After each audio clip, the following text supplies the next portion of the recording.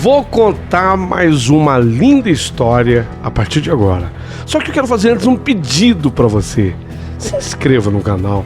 É um gesto tão simples para você e tão significativo para o canal. Entra no canal, se inscreva, curta, põe o teu joinha, acione o sininho. Para nós isso é muito importante. O canal ganha força e muito mais histórias a serem contadas. Por favor, se inscreva no canal. Agora, prepara o coração, porque a história de hoje é linda.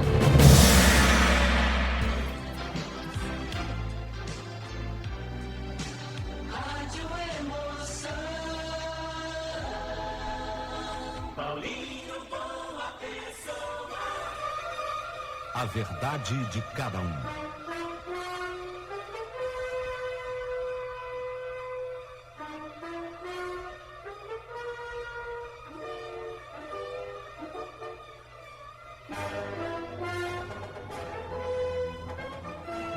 Ninguém, absolutamente ninguém acreditava. Mas lá no fundo do meu ser, lá no fundo do meu coração, eu tinha a certeza absoluta de que ela ia dar certo. Eu estou falando da minha filha. Horas depois do nascimento da minha filha, logo após, quando tudo se acalmou, um parto que foi muito difícil, depois de eu ter passado por todos aqueles socorros, todos os socorros que foram prestados, inclusive a minha princesinha, a obstetra brincando me falou, assim, a obstetra num tom de brincadeira falou comigo: você não tem vergonha? Um mulherão desse tamanho gerar uma bebezinha tão pequena. Aí foi a brincadeira da obstetra. Porque eu apenas descrevendo para que as pessoas entendam, eu sou uma mulher alta, considerado uma mulher alta, 1,70 m. É considerado uma mulher alta no Brasil. Sem contar a avantajada pelo corpo de grávida. E de repente ter gerado um bebezinho tão pequeno, acabou inspirando a obstetra uma brincadeira infeliz, talvez. Mas ela falou assim, num tom de brincadeira: você não tem vergonha, não? Um mulherão desse ter uma bebezinha tão pequenininha. Sem graça, eu sorri, porque eu ainda não fazia ideia de como eu havia gerado um bebê pequenininho assim, 40 centímetros de comprimento, 2 quilos, há poucos dias de completar 9 meses de gestação. Ela era considerada prematura pelo tamanho e pelo peso, não pelo tempo de gestação, porque praticamente o tempo todinho da gestação havia corrido. Mas as roupas de recém-nascido eram grandes para ela. Imagina, 40 centímetros, 2 quilos. Mais adiante teria uma explicação para isso. Mas aquela menininha, aparentemente frágil, para mim, ela sempre foi uma mulher gigante. A ela, eu dei o nome de Tamires. Tamires, minha filha. Eu fui vê-la na incubadora sem acreditar que ela era minha filha devido ao meu tamanho. As pessoas olhavam para mim desconfiadas. Nossa, mas é tua filha? É. As pessoas olhavam, imagine, eu 1,70 m, avantajada pelo corpo de grávida. A minha filha é tão pequenininha, mas é tua filha? A minha filha teve que ficar, quando nasceu, com suporte de oxigênio. Fiquei assustada, porém confiante. Nem chorar ela chorou ao nascer. E eu sentia que talvez houvesse algo errado. Seus cabelos só foram nascer depois, porque ela nasceu carequinha.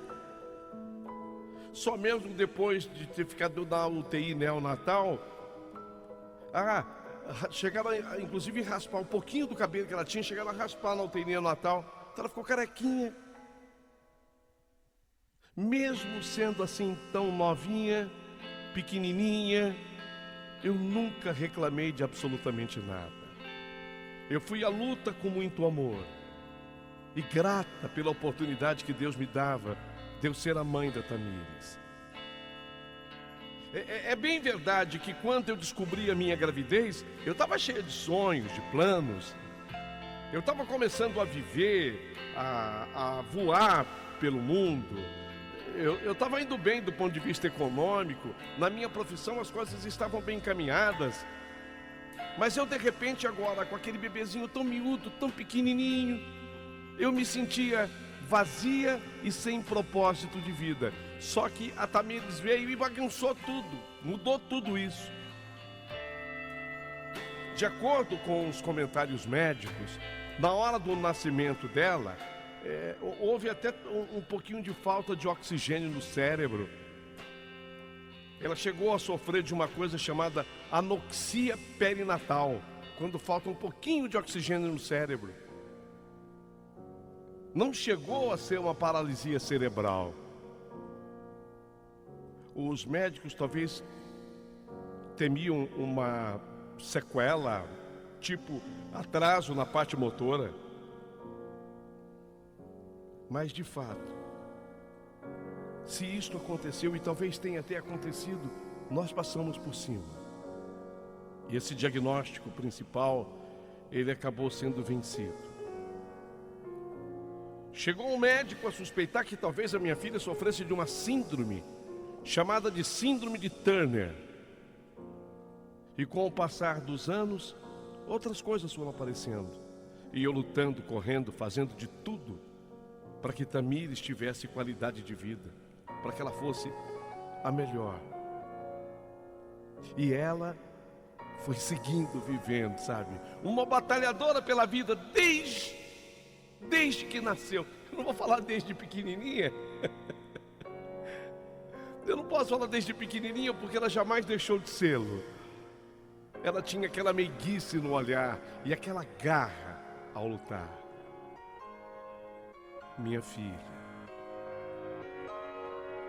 meu amor, Tamires, eu podia ter arrumado para ela um milhão de apelidos, mas o mais carinhoso que eu encontrei, que pudesse defini-la, seria Minhonzinho. Foi o apelido mais carinhoso diante de tantas maldades.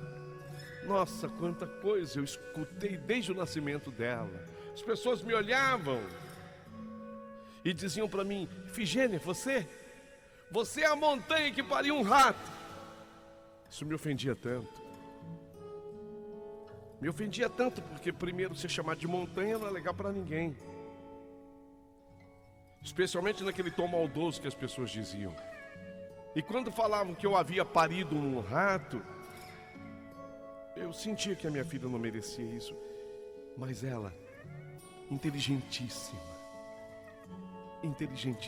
às vezes, quando ela começou a entender melhor a vida, ela falava: mãe, fala para ele que rato é o animal mais esperto que nós temos na natureza, que tem o dom da sobrevivência e a luta pela vida.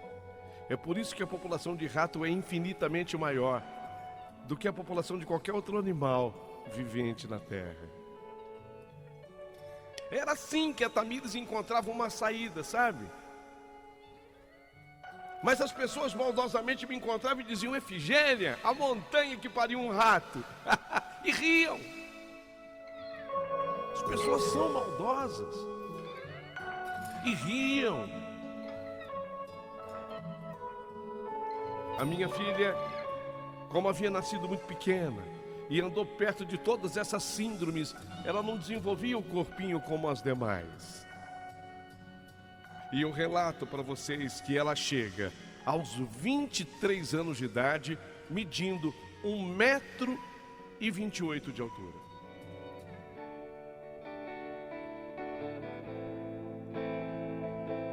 Nossa, apelidos não faltavam.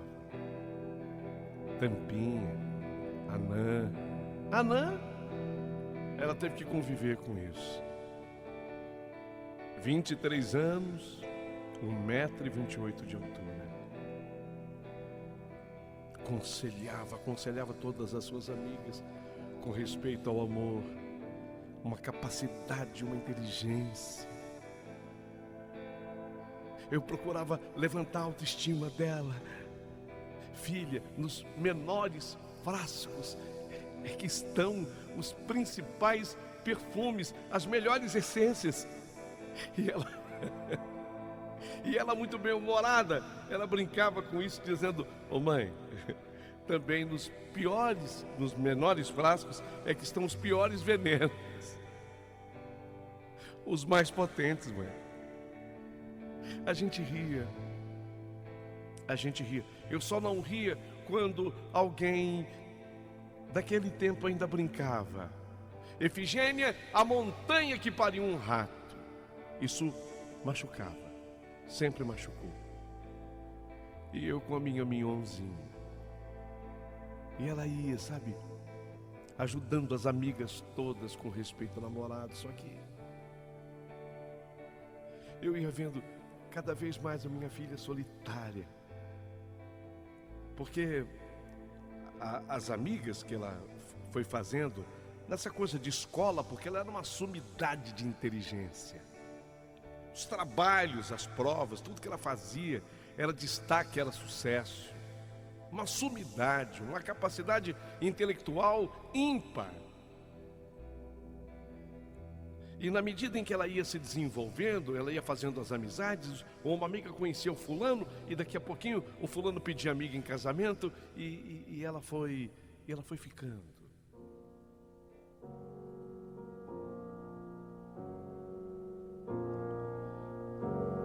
Ela fez um grupo mais ou menos de umas 10 amigas que vieram atravessando toda a escola, desde a época de infância, adolescência, vida adulta.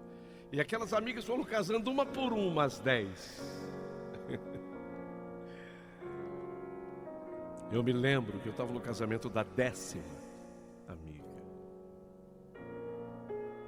E aquelas alturas, a minha minhonzinho, a Mires, ela contava 30 anos de idade. 30 anos. 1,28 m. De pura inspiração, sabedoria. Sorria, buscava força para sorrir, para me animar, mas sempre só, sabe? Assim, amigos, 1 milhão. Amigas, 1 milhão. Mas eu digo, na hora de um rapaz se decidir namorar com ela, ficar com ela, casar com ela, eu achava, eu já não acreditava mais. Quando daquele grupo de amigas que atravessou a infância e adolescência com ela, aquele grupo de 10, a 10ª se casou, e eu estava na festa junto com ela. Quando nós nos preparávamos já para ir embora, que ela disse para mim: mãe, vamos? Eu olhei para minha filha assim, e lágrimas desceram dos meus olhos, porque eu pensei: puxa, somos eu e ela. É um outro detalhe que qualquer dia eu quero escrever especialmente a respeito, mas o pai dela jamais esteve presente, nunca sumiu. E principalmente quando ele soube que a nossa filha teria problemas, foi aí que ele fugiu de vez. Então na vida ficou: Efigênia, sou eu, sua mãe. E ela? Mãe, vambora? Aquela hora doeu meu coração, porque eu pensei assim comigo: um dia eu não vou estar aqui. Não é assim? A vida não é assim. Não que eu seja uma pessoa pessimista, de jeito nenhum. Eu não sou uma pessoa pessimista. Mas a gente tem que ser realista. E quando eu olhei para minha filha com 30 anos de idade, cercada de boas amigas, cercada de bons amigos, mas nenhum rapaz interessado por ela. E eu sabia o porquê. altura dela, o preconceito que há. Porque ela tem 1,28 m, 1,28 m de altura. E conhecendo esse mundo do jeito que a gente conhece, os preconceitos todos que existem nesse mundo, então me bateu aquele aperto no coração, porque eu falei, puxa, eu não serei eterna. Afinal de contas, eu tive o amorzinho da minha vida, a minha Mionzinha, eu contava 28 anos. 28 anos eu tinha quando ela nasceu. Eu tinha 58. Ela tinha 30. Será que a minha Tamires, a minha Mionzinha vai ficar sozinha? Será que ela vai ficar sozinha? Amigas ela tem, amigos ela tem, mas ninguém se interessa por ela.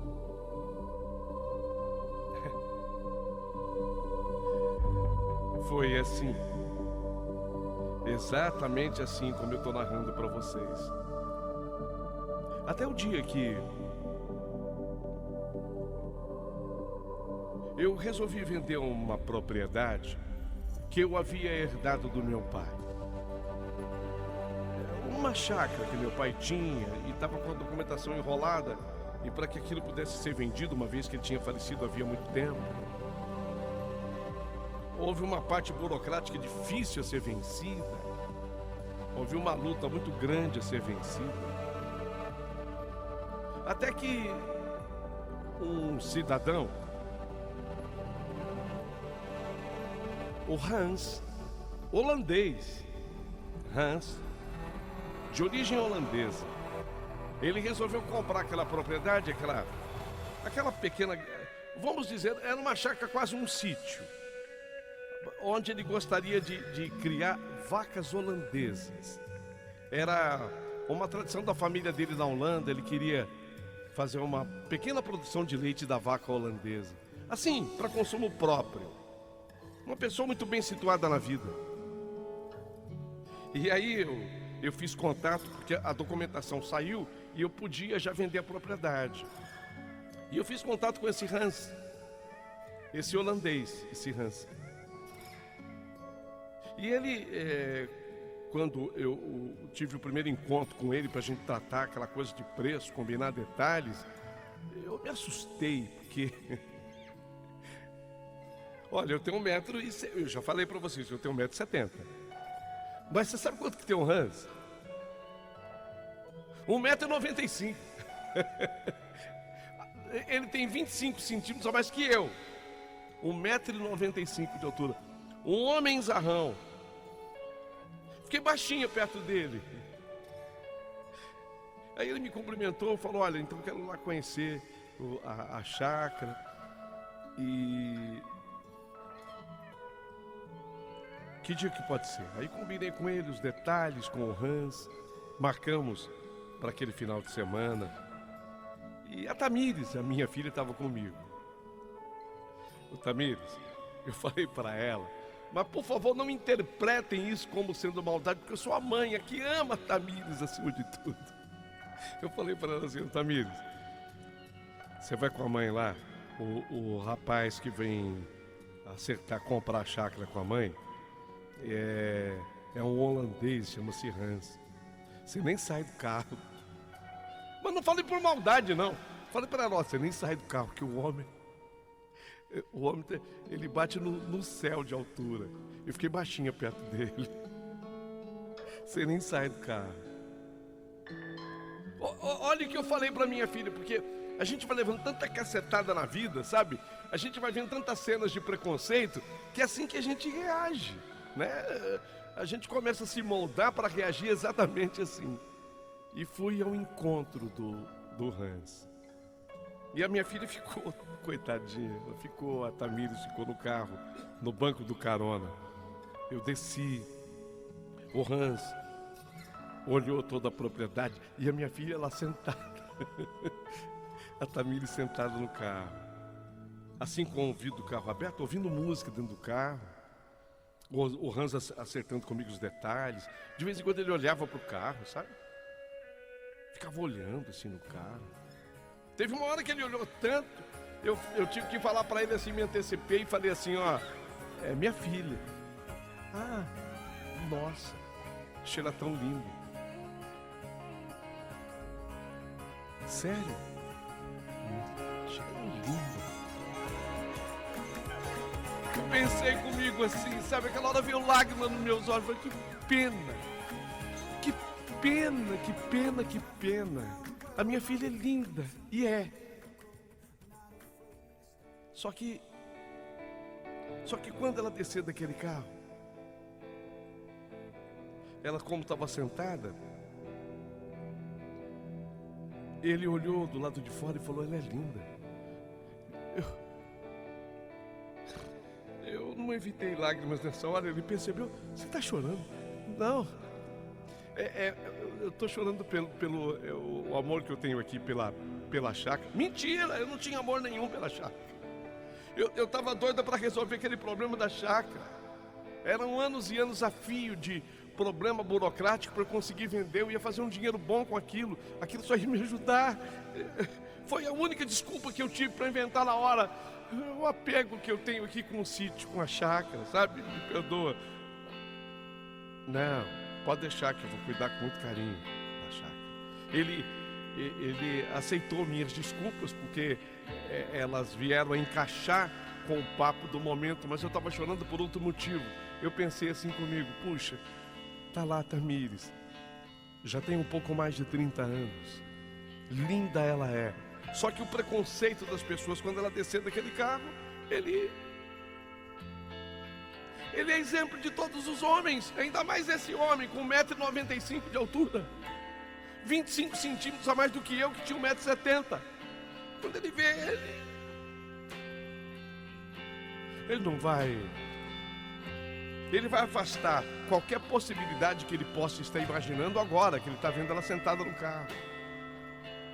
Foi por isso que eu chorei, exatamente por isso que as lágrimas vieram nos meus olhos. E então eu toquei o assunto com ele, nós combinamos os detalhes, seria o encontro agora dos advogados, apenas para assinatura do contrato. Foi quando eu já estava indo embora, porque eu não queria mostrar a Tamires para ele. Observem, eu não queria que ele visse a Tamires, porque eu tinha certeza absoluta que qualquer coisa que ele estivesse imaginando iria cair por terra ali. Mas quando eu estou indo embora, ele falou, puxa vida, Efigênia, elogiei tua filha, você não vai me apresentar? Ah, sim, vem cá. Eu queria que ele fosse cumprimentá-la, ele do lado de fora do carro e ela dentro. Vergonha. E não há outra palavra que possa substituir. Não vergonha da minha filha, porque eu tenho o maior orgulho da Tamires. Mas, sabe, vergonha por tudo que acontecia na vida dela, coitadinha. O preconceito que estava arraigado no coração das pessoas, inclusive também no meu. Foram colocando esse preconceito também no meu. Vem cá, eu vou te apresentar. Ô Tamires, esse aqui é o Hans. Hans, essa aqui é a Tamires. Ela sentada no banco, ele do lado de fora. Ele falou, ó, que honra. Eu estava elogiando você para tua mãe, você é linda. Linda mesmo. Mas assim não vale, não. Eu quero te cumprimentar, mas, por favor, né? Desça daí. Desça do carro. Ela me olhou também. Sabe, eu conheço a minha filha. Quando ela me olhou, os olhinhos dela gritaram para mim, socorro, mãe, agora. Socorro, mãe, agora. Eu fiz assim, com a cabeça. Isso mesmo, vem, Tamires. Vem cumprimentar. cumprimentar o Hans. Vem. Foi a minha resposta diante daquele olhar gritando socorro. E ela, que estava ouvindo música, mas muito mais para disfarçar do que para ouvir, ela desceu do carro. Ela abriu a porta, desceu do carro. 1,28 m. Perto de um homem de 1,95 m de altura. Dá para você imaginar o que é isso? Dá para você visualizar essa cena?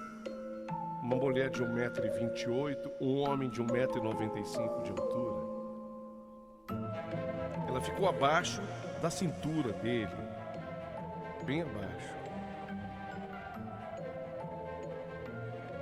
E pela primeira vez, eu vi um homem que, ao invés de olhar para o físico da minha filha, ele continuou mantendo o olhar dele nos olhos dela.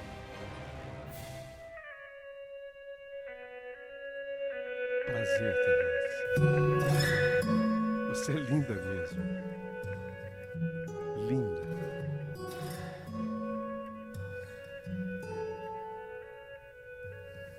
Ela estendeu assim a mão para ele, levantando a mão para o alto, para cumprimentá-lo. Eles se cumprimentam na minha frente. E ele disse assim para ela: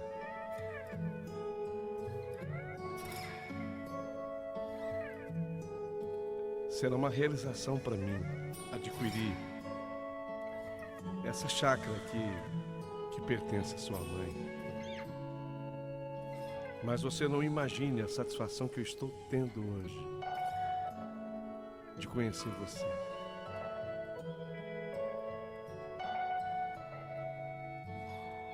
Amei te conhecer. A minha filha ficou boquiaberta, abobada, abismada, sem acreditar. Ficou tão abobada que ela mal respondeu. Voltamos para o carro, viemos, e quando eu toquei o carro, ela falou: mãe, o que foi isso? Eu falei: não sei, Tamires. O futuro a Deus pertence. O futuro a Deus pertence. E foi exatamente uma semana depois que eu e o Hans, nós estávamos no cartório, assinando a documentação da venda da chácara. E a Tamires comigo. Para comemorar, ele nos convidou para um almoço. Assinamos os documentos por volta de umas 10 horas da manhã. E ele convidou-nos para almoçar.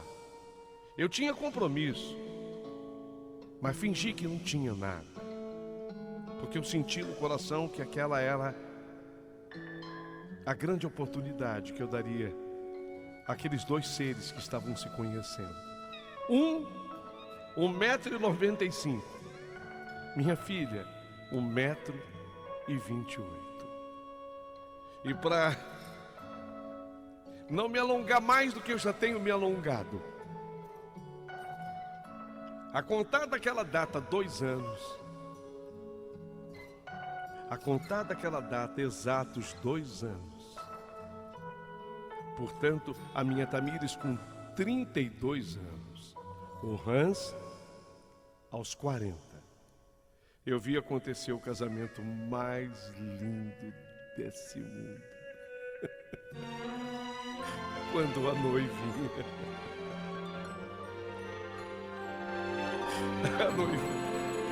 A noiva era menor do que a dama de honra. Foi o único casamento em que a noiva era menor do que a dama de honra. A sobrinha do Hans foi a dama de honra, era mais alta que a minha filha.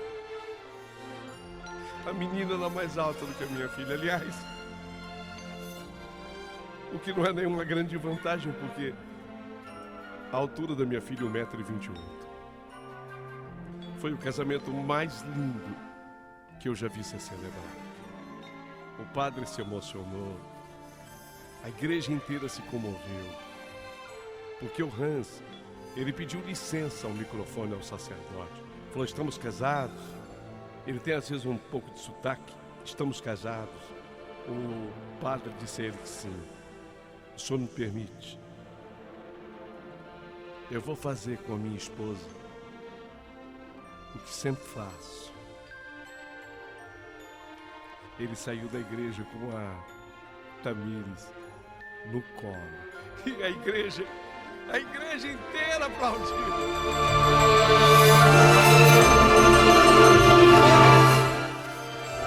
Ele saiu com ela no colo. E a igreja inteira aplaudiu.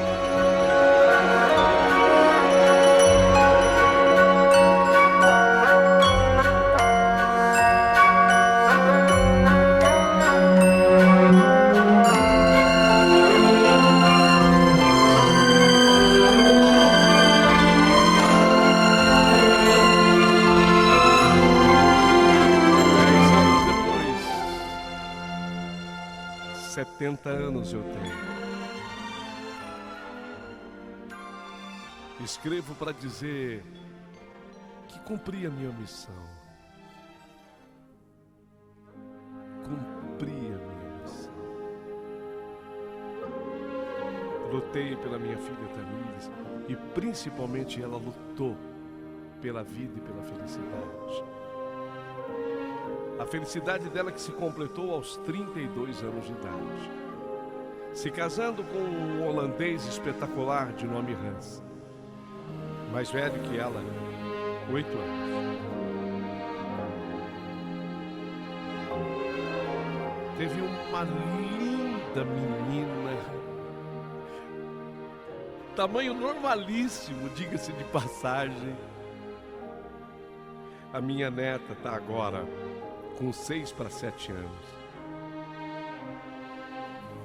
É a coisa mais linda do mundo.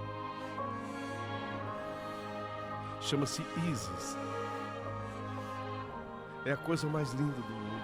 E eu cumpri a minha missão. De vez em quando, sabe, eu ainda reencontro aquelas pessoas que olhavam para mim lá no passado e que diziam assim: Efigênia, você é a montanha que pariu um rato.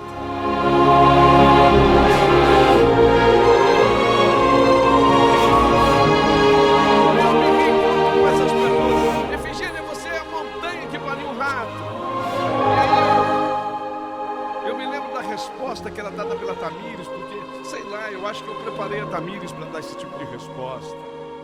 Eu treinei a Tamires, dizendo, mas você precisa entender que o rato é dos animais o mais esperto, é aquele que mais sabe lutar pela vida.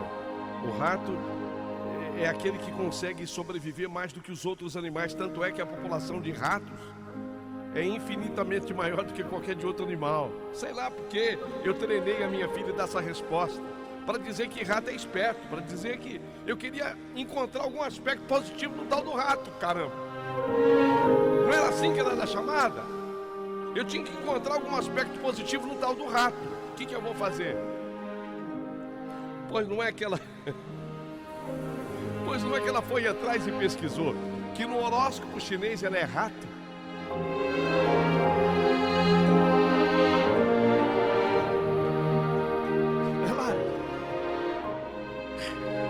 Ela é danada, essa Tamires.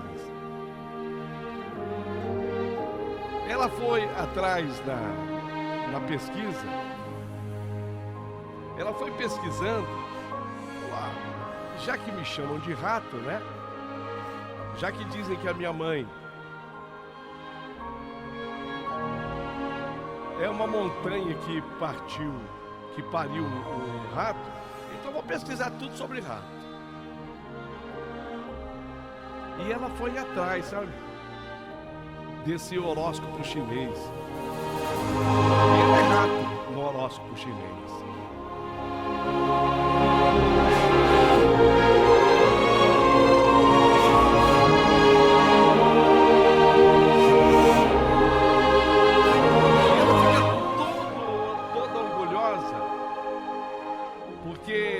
De acordo com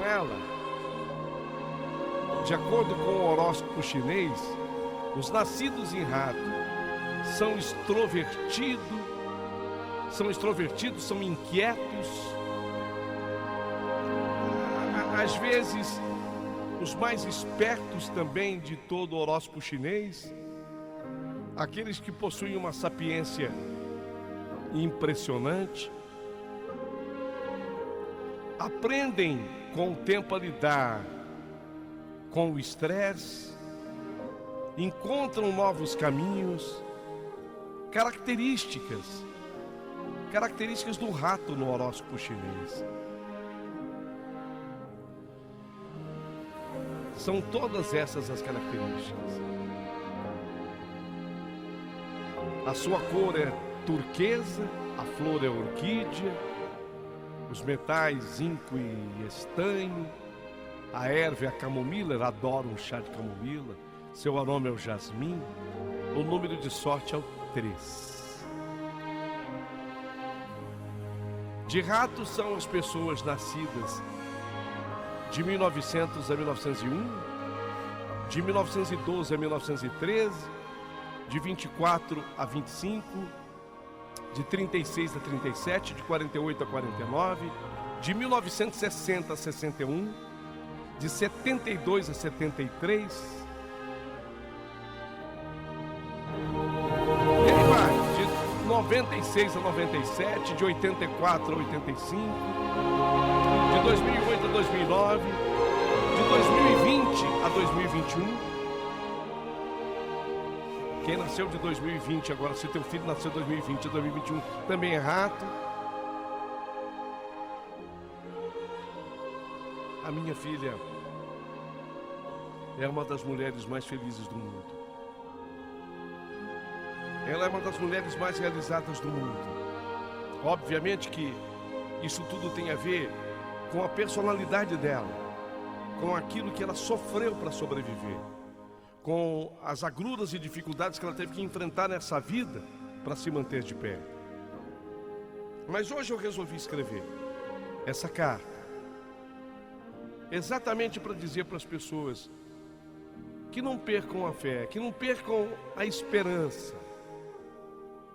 porque tudo é possível àquele que crê. Ninguém acreditava que um homem de 1,95 m pudesse fazer feliz uma moça de 1,28 m de altura. Mas é exatamente o que temos. É a história que eu tenho para contar. Dizer que essa diferença de altura, na verdade, acabou se tornando um complemento entre eles. É lindo quando eu vejo o Hans carregando a minha filha no colo dentro de casa. A casa deles é um sobrado. A casa é um sobrado. E é lindo quando eu vejo ele levando a minha filha no colo.